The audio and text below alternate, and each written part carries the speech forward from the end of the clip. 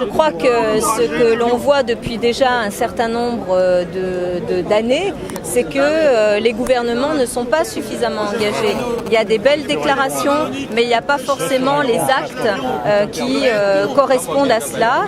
Et c'est vrai qu'aujourd'hui, ce qu'on entend dire sur Copenhague, c'est quand même le risque d'un échec.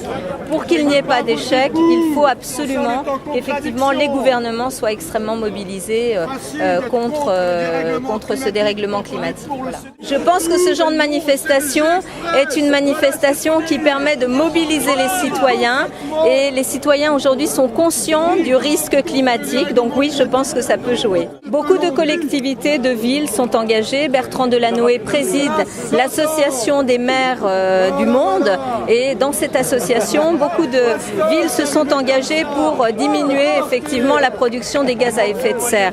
Mais au-delà de ça, il faut aussi qu'il y ait les gouvernements, alors bien sûr tous les gouvernements des pays industrialisés qui doivent tendre la main, qui doivent être dans le transfert de technologies, qui doivent aider les pays émergents qui sont prêts à le faire. J'ai eu l'occasion d'aller en Inde, en Chine.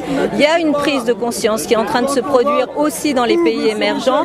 Mais pour cela, il faut que Copenhague soit effectivement une grande conférence qui permette effectivement de travailler sur ce dérèglement climatique et les gouvernements sont les premiers à devoir agir en la matière.